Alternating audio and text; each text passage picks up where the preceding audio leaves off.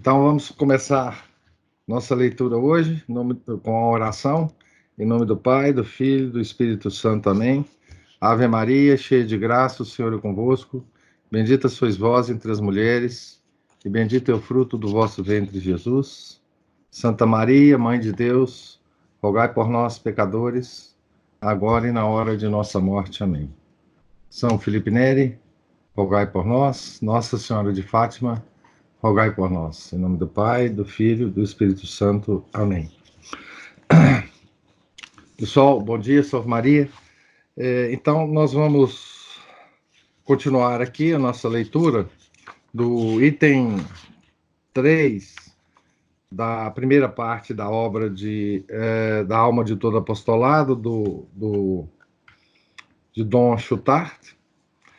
E nós estamos aqui lendo sobre o que é a vida interior. Ele vai definir o que é a vida interior em 11 verdades sobre ela, que vai caracterizar bem todo o conceito que ele tem de vida interior, né? Então, nós estamos na quarta verdade. A minha vida sobrenatural pode crescer a cada instante em proporção com a intensidade do meu amor a Deus por meio de uma nova infusão da graça, da presença ativa de Jesus em mim. Infusão produzida por duas coisas. O que ele diz aqui sobre a presença ativa de Jesus em mim, ele já abordou na primeira verdade, né? A sequência das verdades que ele coloca aqui é a sequência da importância, obviamente, né? Do conceito que ele está desenvolvendo. Então, essa presença ativa de Jesus em mim, ela é produzida, primeiro, por ocasião dos atos meritórios, virtude, trabalho, sofrimento sob as diversas formas, privação das criaturas, dor física ou moral, humilhação, abnegação, oração, missa, ato de devoção a Nossa Senhora, etc. Aqui é muito interessante ele colocar todas essas. Ele sente a necessidade de descrever os atos meritórios, né? Tá certo? Então, todas essas coisas, né, que a gente faz por amor a Deus, né, nos ganha méritos, né, para essa vida interior.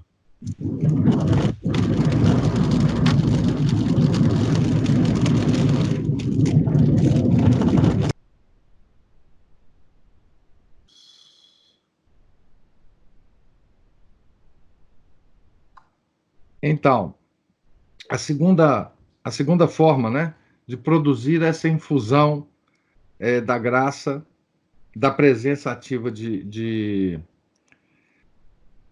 Jesus em mim, pelos sacramentos, sobretudo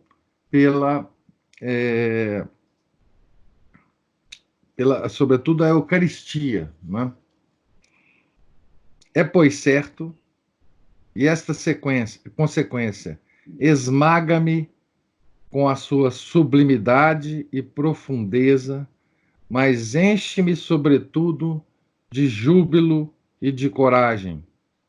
É, pois, certo que por meio de cada acontecimento, pessoa ou coisa, então, acontecimento, pessoa ou coisa, vós, ó Jesus, vós próprio, vos apresentais objetivamente a mim e em todos os momentos. Então, Nosso Senhor se apresenta a nós,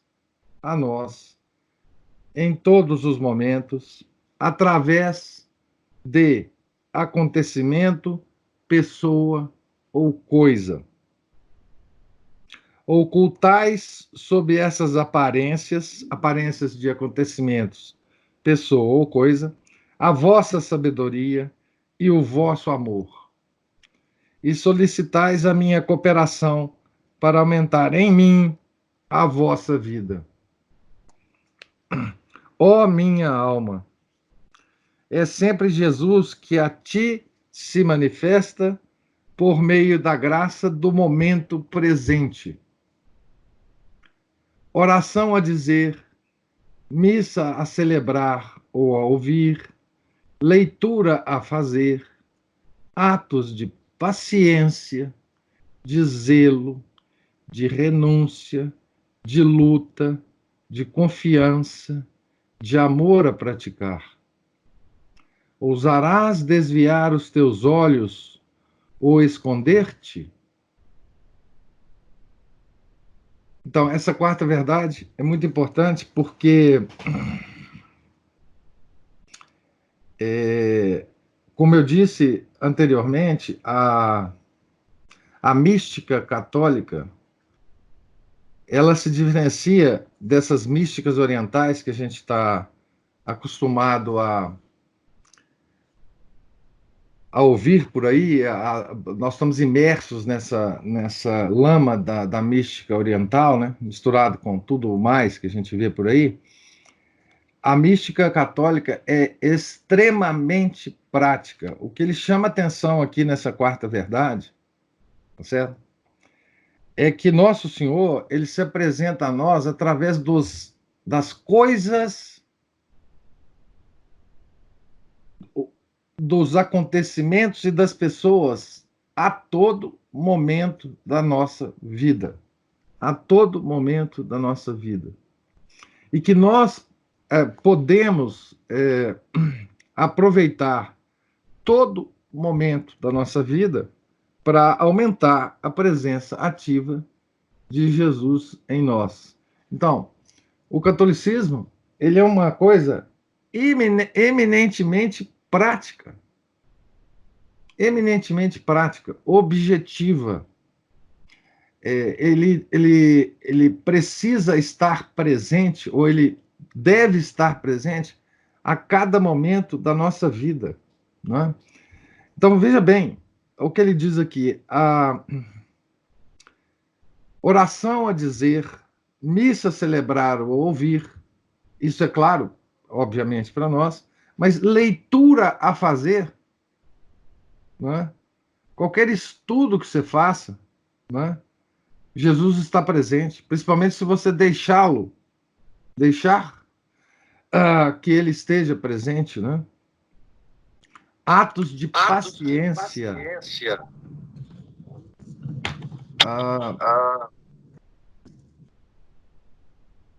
Atos de paciência, de zelo, né? De preocupação com pessoas, né?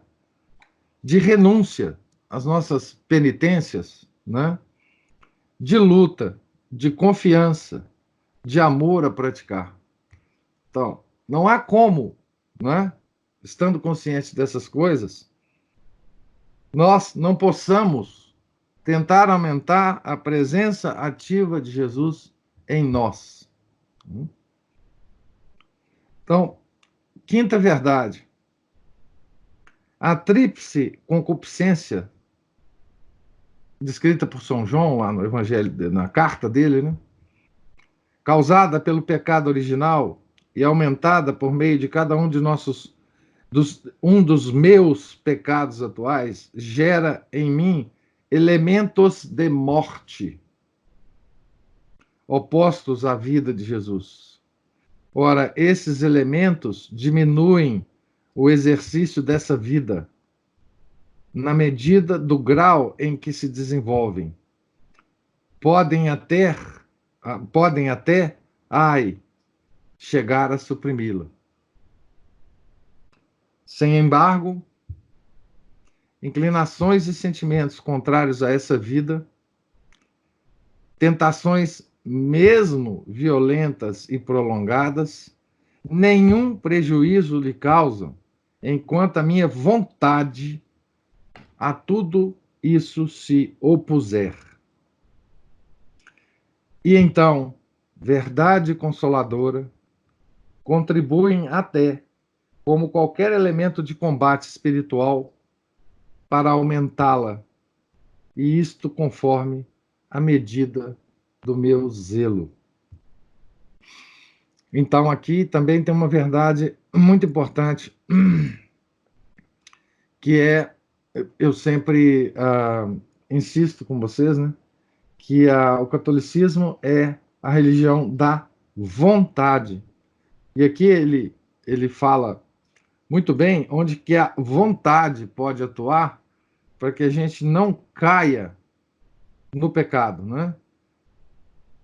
Ele diz: sem embargo, inclinações e sentimentos contrários a essa vida, todos nós temos, né? Tentações mesmo violentas e prolongadas, nenhum prejuízo lhe causam, enquanto a minha vontade a tudo isso se opuser. Então, a nossa arma é a vontade. E aqui também, ele mostra para gente o que, que o pecado pode fazer. O que o pecado faz, ele chama de elementos de morte, né? Porque é a morte espiritual, né? Eles diminuem o exercício dessa vida, na medida do grau em que se desenvolverem. Então, os pecados nos afastam desta presença ativa de Jesus em nós. É simplesmente isso. Sexta verdade: sem o emprego fiel de certos meios, a minha inteligência há de obcecar-se e a minha vontade tornar-se muito fraca para cooperar com Jesus, no aumento e mesmo na conservação da sua vida em mim. Então, aqui ele fala inteligência e vontade. Inteligência e vontade. Ele não está falando de sentimento, de sentimentalismo, nada disso. Ele está falando inteligência e vontade. Desde logo, diminuição progressiva dessa vida e marcha para a tibieza da vontade. Aqui tem uma nota sobre a tibieza da vontade, e ele vai falar o seguinte: ele vai citar um autor, dizer o seguinte: essa tibieza é perfeitamente distinta da secura e mesmo da repugnância, que às vezes, malgrado seu, sentem os fervorosos. Então, tibieza não é secura espiritual. Os pecados veniais que escapam à fragilidade e são combatidos e imediatamente detestados, tão logo sejam cometidos, também não manifestam a tibieza da vontade. A alma, assim tíbia, tem duas vontades diversas, uma boa e a má, boa uma e má outra, uma ardente e outra fria. Por um lado, quer a salvação e por isso evita os pecados mortais evidentes. Por outro, não quer as exigências do amor de Deus, querendo, pelo contrário, as comodidades de uma vida livre e fácil. E por isso toma a liberdade de cometer pecados veniais deliberados. Quando essa tibieza não é combatida, o fato mesmo de o não ser mostra que na alma existe má vontade. Não total, mas parcial. Isso significa que há uma parte da vontade que está dizendo a Deus: neste ou naquele ponto, não quero cessar de vos desagradar. Então, essa é a tibieza da vontade. Por dissipação covardia, ilusão, cegueira, eu compactuo, então, com o pecado venial. Portanto, insegurança para minha salvação, porque disposição fácil para o pecado mortal. Se, por desgraça, viesse a cair nesta tibieza, e a fortiori, se ainda estivesse mais baixo, deveria tentar tudo para dela sair. Como a gente tenta, então? A. Reavivar o meu temor de Deus, pondo-me de uma maneira empolgante em presença do meu fim, da morte, dos juízos de Deus, do inferno, da eternidade do pecado, etc. Isso é uma forma, né, da gente reavivar o nosso fervor, né? B.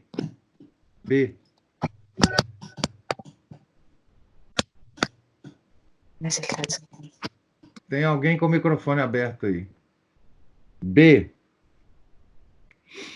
Fazer reviver a minha compunção de amor pelo conhecimento das vossas chagas, ó misericordioso Redentor. Em espírito no Calvário, eu me prostrarei a vossos pés sacratíssimos, a fim de que o vosso sangue vivo, correndo pela minha cabeça e pelo meu coração, dissipe a minha cegueira, derreta o gelo da minha alma e galvanize o entorpecimento da minha vontade. Então, aqui, os dois remédios que o Dom Chutar sugere para a tibieza da vontade.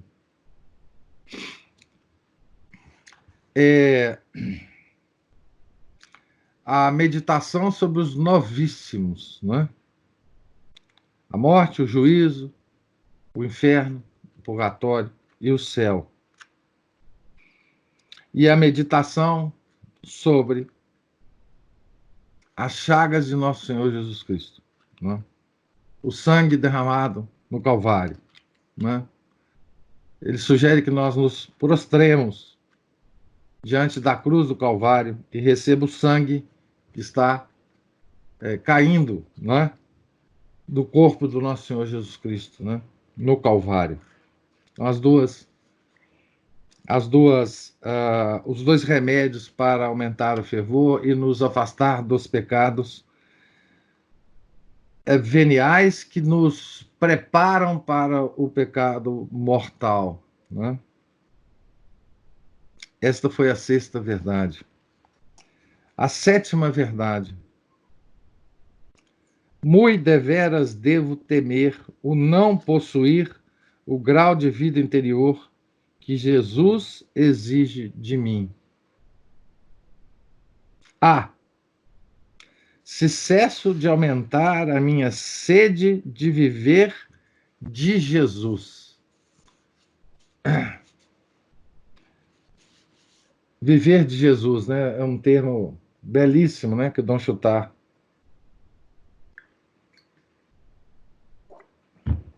usa aqui, né? Viver de Jesus. Sede que me dá tanto o desejo de agradar a Deus em tudo, como o temor de lhe desagradar, seja no que for. Ora, com toda a certeza, cesso, se não mais põe em prática os meios, mormente, os meios. Então ele vai falar aqui dos meios de agradar, de viver de Jesus, né? Os meios de viver de Jesus. Meditação matutina, exame exames particular e geral de consciência, né? Leitura espiritual, missa e sacramentos, ou seja, por culpa minha, esses meios já não me são proveitosos. B, se não tenho aquele mínimo grau de recolhimento que me permita, no decurso das minhas ocupações, conservar o meu coração numa pureza e numa generosidade bastante grandes para não ser abafada a voz de Jesus, assinalando-me os elementos de morte que se apresentam e convidando-me a combatê-los. Ora, esse grau mínimo há de, por certo, faltar-me se me abstiver dos meios que podem assegurá-lo. Os meios. Agora, vida litúrgica. Orações jaculatórias, sobretudo em forma de súplica. Comunhões espirituais. Exercício da presença de Deus, etc.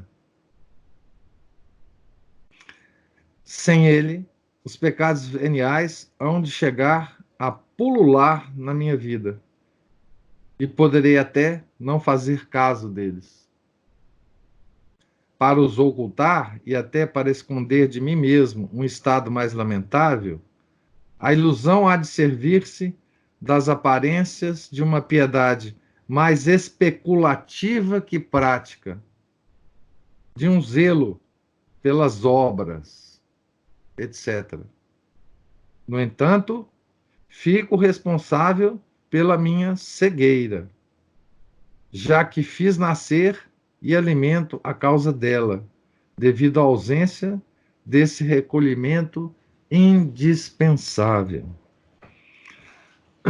Então, a sétima verdade nos chama a atenção não só, né, para a vida de oração, nos momentos da oração, que ele diz aqui, meditação matutina, exames particular e geral de consciência, leitura espiritual, missa e sacramentos. Bom, esses são os momentos que nós reservamos para a oração, mas ele chama atenção para uma coisa muito que normalmente, às vezes a gente não se dá conta, é que ao longo do nosso dia, das atividades que nós temos que fazer, né, nós temos que manter este estado de oração, né? Ele chama aqui de conservar o meu coração numa pureza e numa generosidade bastante grande. Então ele sugere meios também práticos, né? Nossa, temos que colocar na cabeça que a nossa religião é uma religião prática, prática real, né? Então ele diz, né, orações, essa sugestão de orações ejaculatórias é muito importante porque são orações curtinhas que a gente pode fazer ao longo do dia, né? Tipo, ó Deus, vinde em meu auxílio, Senhor, apressai-vos em me socorrer. Existem milhares de outras fórmulas de ejaculatória, né? Comunhões espirituais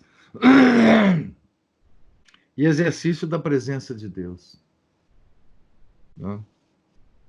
Para que a gente mantenha a nossa, para que a gente lute contra os elementos de morte. É isso que ele chama, opostos à vida de Jesus. Oitava verdade. A minha vida interior há de ser o que a minha guarda do coração for. Guardar o coração. Omni custodia servar cor tuum, quia ex ipso vita procedit. Aplique-se com todo o cuidado possível à guarda do teu coração, porque dele é que procede a vida. Provérbios 4, 23. Aplica-te com todo o cuidado possível à guarda do teu coração, porque dele é que procede a vida de Jesus em mim.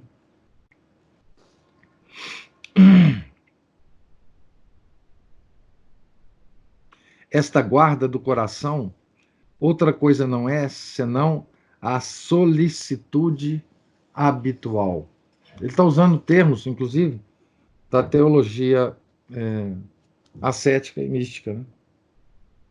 Solicitude habitual,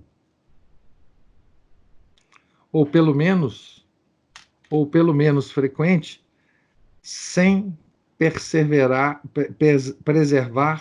todos os meus atos, à medida que eles se vão apresentando, de tudo o que poderia viciar a sua causa motriz ou sua prática. Então, esta guarda do coração, outra coisa não é senão a solicitude habitual, ou pelo menos frequente, em preservar todos os meus atos, à medida que eles se vão apresentando, de tudo o que poderia viciar a sua causa motriz ou sua prática. Solicitude tranquila, natural, sem contenção, mas bastante enérgica, pois se baseia no recurso filial a Deus. É um trabalho mais do coração e da vontade que do espírito, o qual deve ficar livre para a prática de seus deveres, os deveres do nosso dia a dia, né? Longe de embaraçar a ação, a guarda do coração aperfeiçoa-a, regulando-a pelo Espírito de Deus e acomodando-a aos deveres de Estado. Esse exercício pratica-se a todos os momentos. É uma vista, por meio do coração, das ações presentes e uma atenção moderada às diversas partes de uma ação à medida que ela se vai pondo em prática. É a observância exata do age quod age. Age quod agis. Como uma sentinela vigilante, a alma exerce a sua solicitude sobre todos os movimentos do seu coração, sobretudo o que se passa no seu interior. Impressões, intenções, paixões, inclinações, numa palavra, sobre todos os seus atos interiores e exteriores, pensamentos, palavras, ações. A guarda do coração exige certo recolhimento. Uma alma dissipada não pode pô-la em prática. Por meio da frequência desse exercício, pouco a pouco, se vai adquirindo o hábito dele. Quo vadam et ad quid. Que faria Jesus? Como se comportaria ele em meu lugar? O que me aconselharia? Que exige ele de mim neste momento? Tais são as questões que espontaneamente se apresentam à alma ávida de vida interior.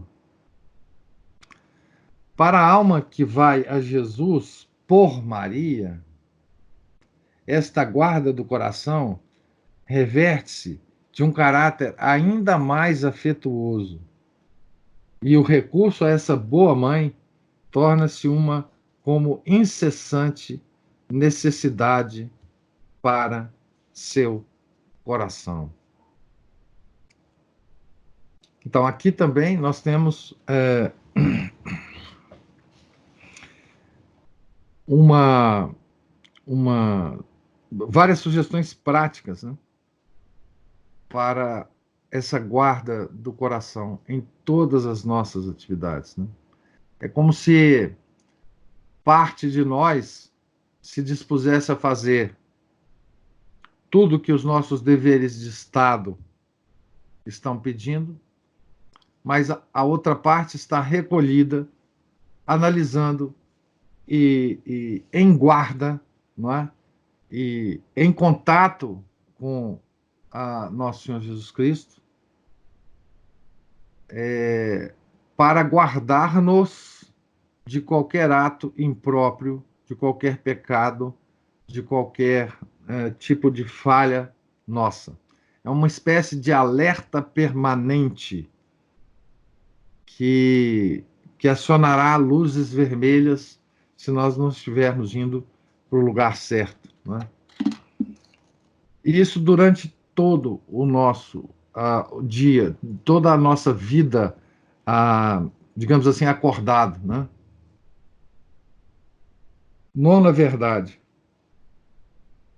Jesus Cristo reina na alma, quando esta aspira a imitá-lo seriamente, em tudo e com todo o afeto. Nesta imitação há 2 graus.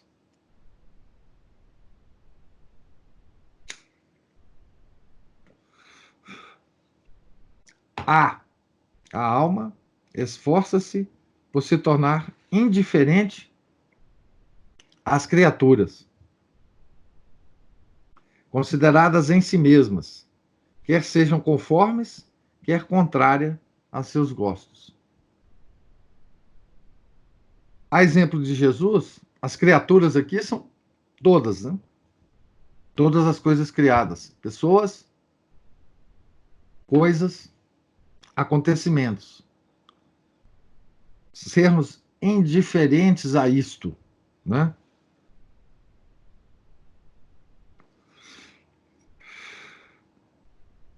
Indiferentes significa não, não submetidos aos nossos gostos.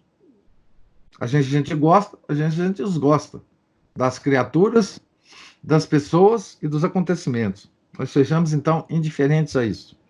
A exemplo de Jesus, apenas quer como sua regra única e universal a vontade de Deus.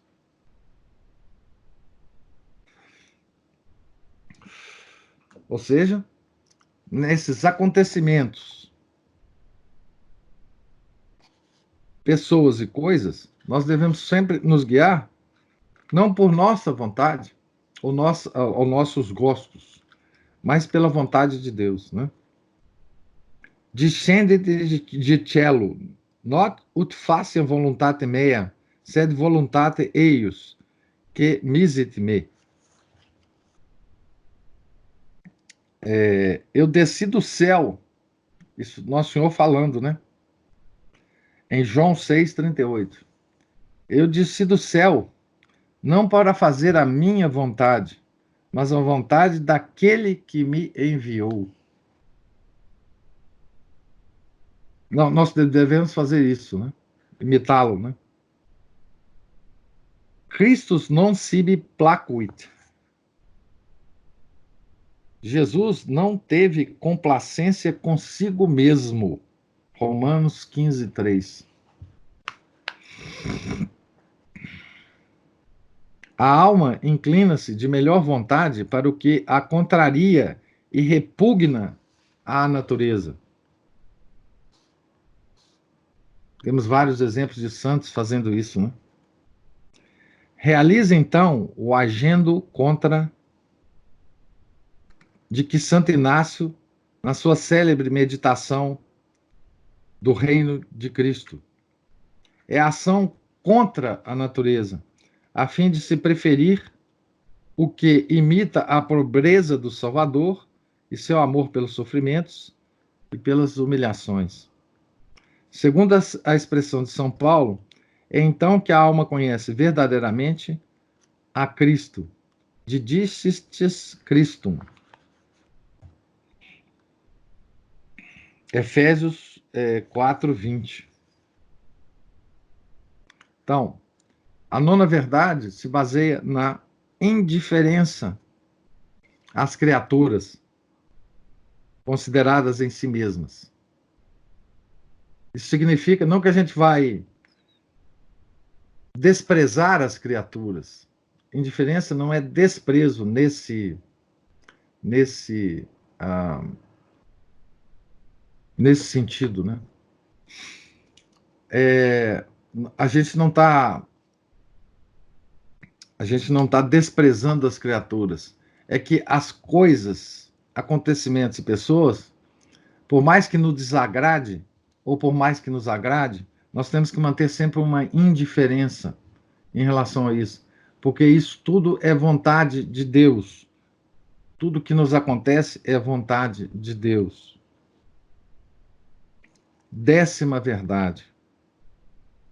Seja qual for o meu estado, Jesus oferece-me, caso eu queira orar e tornar-me fiel à sua graça, todos os meios de regressar a uma vida interior que me restitua a sua intimidade e me permita desenvolver em mim a sua vida. Então, essa vida nos é oferecida abundantemente e permanentemente a todos nós, independente do nosso da nossa situação, do nosso estado, né? Então, no decurso dos seus progressos, a minha alma não cessará de possuir a alegria, mesmo até no seio das provações, e nela se realizarão as palavras de Isaías. Então, as palavras de Isaías, né? Então romperá a tua luz como a aurora, e a tua cura mais depressa realizar-se-á, e a justiça irá adiante da tua face, e a glória do Senhor será a tua retaguarda. Então invocarás ao Senhor, e ele te atenderá. Tu clamarás a ele, e ele te dirá: eis-me aqui. E o Senhor será sempre o teu guia. Ele saciará a tua alma nos lugares áridos e dará vigor aos teus ossos. Tu serás como um jardim de regádio, como uma fonte cujas águas nunca faltarão. Palavras de Isaías, né? Então aqui é Isaías 56, 8 a 11. Então aqui, nessa 10ª verdade, é que Jesus se oferece a nós em todos os estados em que nos encontremos, né? E aqui também tem um aspecto interessante, que ele fala da posse da alegria. A posse da alegria. Alegria mesmo no seio das provações. É preciso distinguir essa alegria. Hoje a gente tem muita dificuldade disso, né? Porque as palavras foram confundidas muito, né? A alegria do católico não é essa coisa do bem-estar, tá certo? A gente liga muito alegria a bem-estar, né? A gente usa outra palavra, né? Chama felicidade, né? O termo alegria é muito melhor do que isso, né? Essa confusão entre alegria e bem-estar é muito, muito perniciosa para nós, né? Para nós católicos, né? Porque a nossa alegria, ela não depende do nosso bem-estar, né? Por exemplo, há uma meditação muito importante de vários santos a respeito da alegria da alma no purgatório. Né? A alma no purgatório é alegre. Né? E não há lugar com maiores provações, né? E sofrimento do que a alma no purgatório. Mas mesmo nesse caso, os santos afirmam que a alma está alegre. Então, esta alegria católica, ela se dá em todos os estados da nossa vida, né? Porque essa alegria depende da vida de nosso Senhor em nós, e não dos estados exteriores aos quais nós passamos, né? Alegria católica. Isso está perdido para nós, esse conceito, hoje em dia, né? 11ª e última verdade.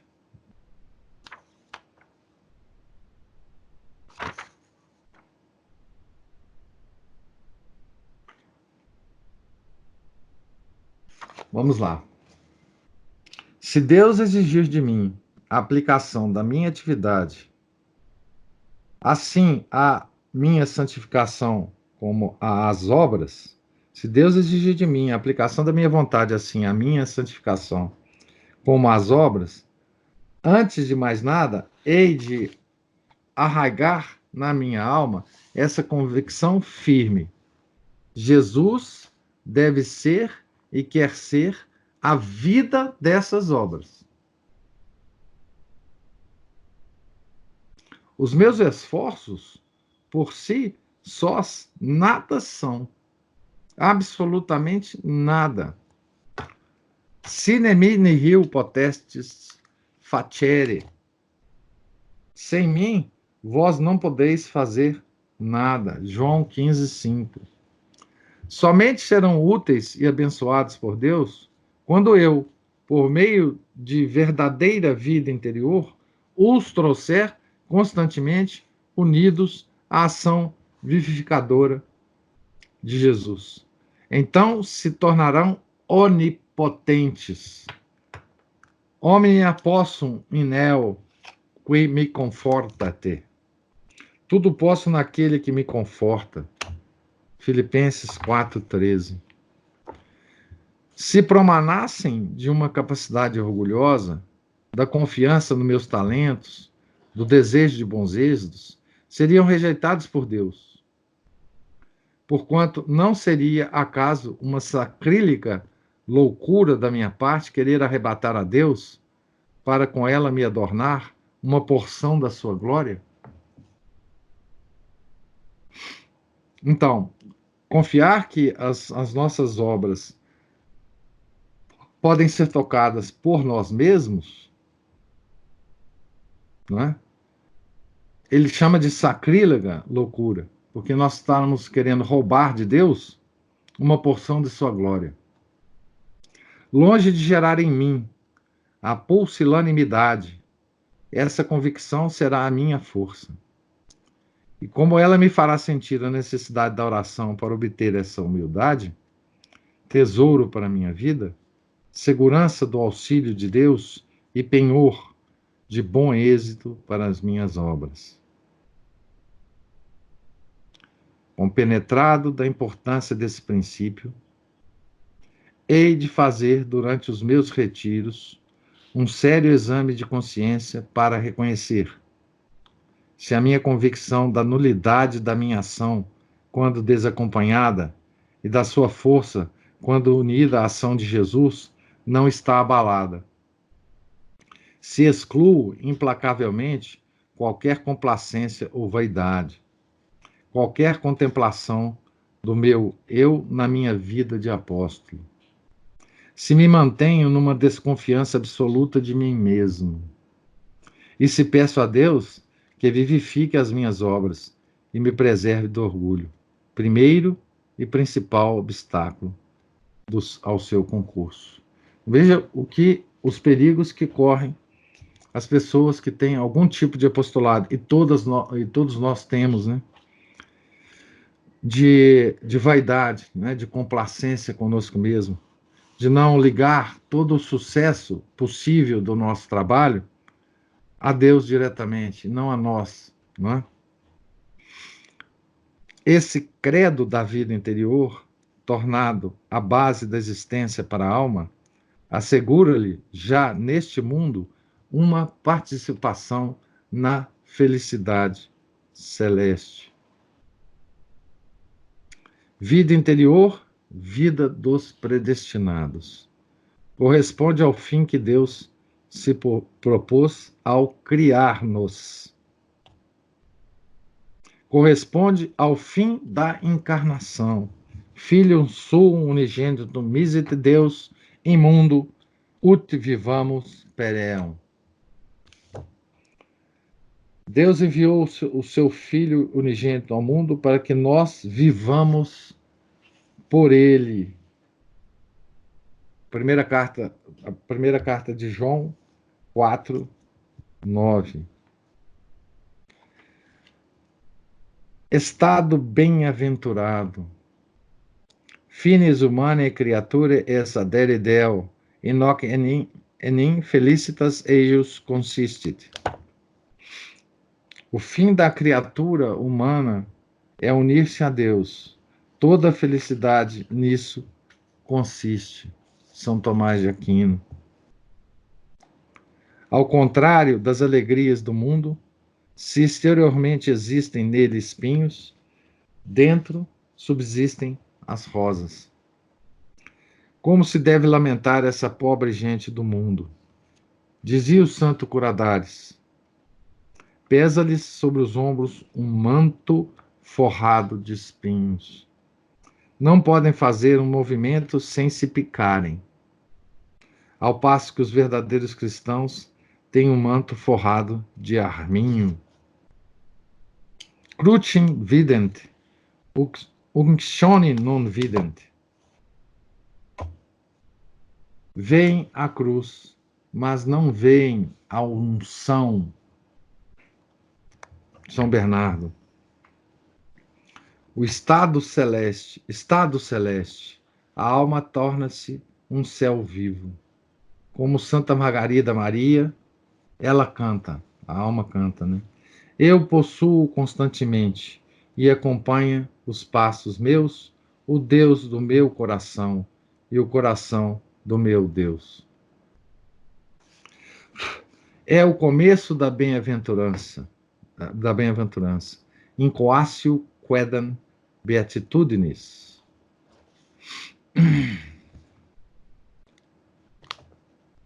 São Tomás, ele está citando São Tomás, né?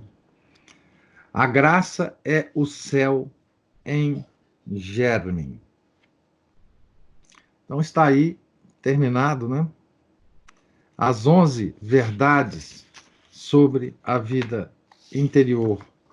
Foi como o Dom Chautard escolheu, a forma que ele escolheu de nos descrever, né, esta vida interior, que é a alma de todo apostolado. Né? A vida interior é o centro, a alma de todo apostolado. Né? Ele vai falar muito sobre a vida interior aqui por causa disso, porque o título do livro já indica, né, a alma de todo apostolado e como a gente deve aderir, se ligar a essa vida interior. Né? Então, eu pergunto se vocês... nós vamos começar o item 4 agora. Eu não quero começar hoje para não interrompê-lo no meio. O item 4 é quão desconhecida é esta vida interior. Então, pergunto se tem algum comentário ou alguma pergunta que a gente possa discutir aqui um pouco mais.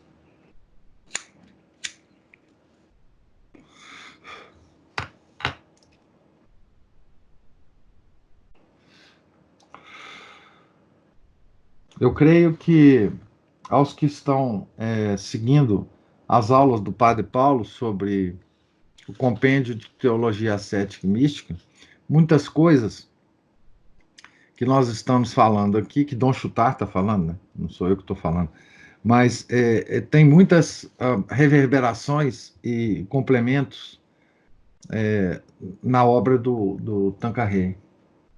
Veem a cruz, mas não veem a unção. Pode comentar sobre isso, professor? É que eu acho que o que quer dizer isso aí é que as pessoas se espantam com a cruz, né? Mas não veem que é exatamente essa cruz que nos traz a unção, as coisas boas, a alegria. Eles veem a cruz apenas como a tristeza da morte de alguém, mas não veem nela a nossa redenção.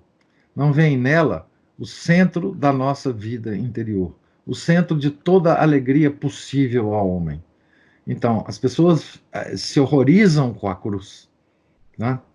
E não veem nela exatamente a nossa salvação. Então, ver a cruz e não ver a unção é todo mundo que quer fugir dos sofrimentos hoje em dia. É todo mundo que quer o bem-estar. É todo mundo que quer essa felicidade que o mundo nos proporciona.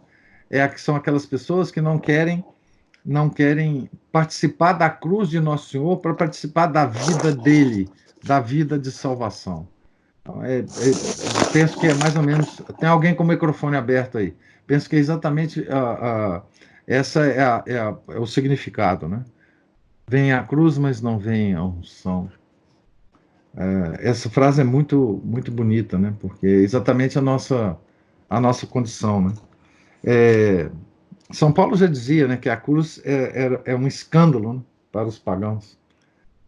Então, há muitas pessoas, elas, aliás, essa coisa da cruz, gente, é uma reação, inclusive, da nova religião, né, que nós estamos vivendo depois do Concílio Vaticano II. Você vê que as cruzes quase desapareceram das igrejas. E mesmo quando há cruzes nas igrejas, muitas delas não têm Nosso Senhor pregado na cruz, né?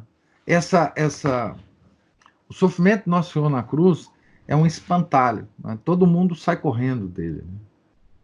Porque Professor, não vem a unção que está por trás, né? eu estava conversando com o Eduardo outro dia sobre isso. As cruzes que existem por aí, a maioria delas sem Nosso Senhor. As pessoas estão com medo de ver o corpo deles sangrento, o rosto todo manchado de sangue, o sofrimento. E tudo que eles pedem para conseguir na vida, simplesmente descartam a necessidade de ter Nosso Senhor para ajudar. Pois é, porque quando a gente aceita Nosso Senhor, nós temos que aceitar todos os nossos sofrimentos, que são muito menores que os deles. E essa coisa do sofrimento é uma coisa curiosa, né? Porque eles identificam o sofrimento como o mal do mundo, tá certo? Então, todo mundo quer fugir disso. Então, eles fogem da cruz e fogem também da unção que é trazido por Nosso Senhor. Então, a cruz, quem pregou Jesus na cruz, fomos nós, os nossos pecados, né? Então, nossos pecados pregaram Nosso Senhor na cruz. Então, esse sentimento, o mundo moderno, ele não quer esse sentimento. É demais para as pessoas sentimentaloides de hoje, né? As pessoas que ficam ofendidas com memes, né? Como é que uma pessoa que fica ofendida com um meme pode suportar o sofrimento da cruz? Pode suportar ver que Nosso Senhor está lá por causa de nossos pecados, né? Então, isso é uma coisa inadmissível para o mundo de hoje. Aliás, gente, todas as desordens que há no mundo principiou pela fuga da cruz, né? Pela fuga da cruz. Então, se a gente foge da cruz, acabou. Não tem mais salvação para nós, né?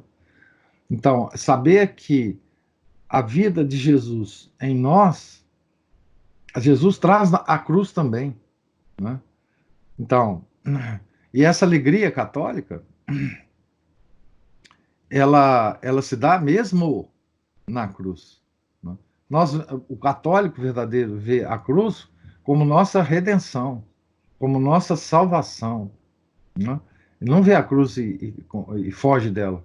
Por isso que a cruz é uma representação absolutamente fundamental, né?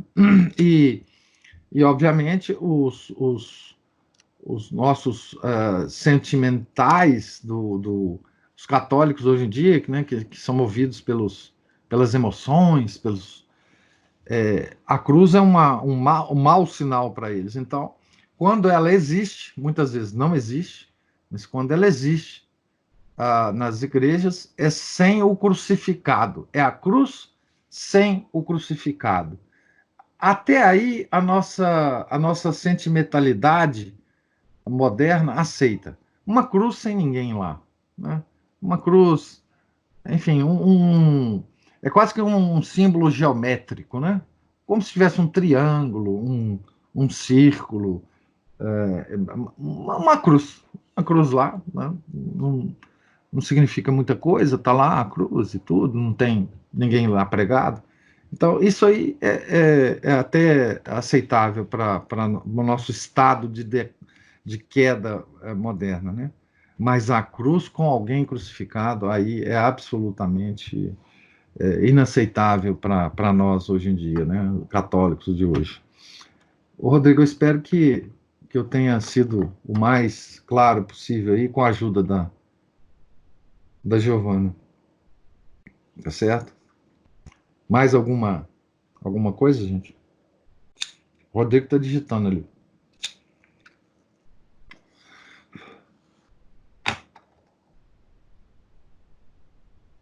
Ah, bom. Então tá ótimo. Então vamos rezar, terminar até amanhã, um santo dia para vocês. Em nome do Pai, do Filho, do Espírito Santo. Amém. Ave Maria, cheia de graça, o Senhor é convosco. Bendita sois vós entre as mulheres, e bendito é o fruto do vosso ventre, Jesus. Santa Maria, Mãe de Deus, rogai por nós, pecadores, agora e na hora de nossa morte. Amém. São Felipe Neri, rogai por nós. Nossa Senhora de Fátima, rogai por nós. Em nome do Pai, do Filho, do Espírito Santo. Amém.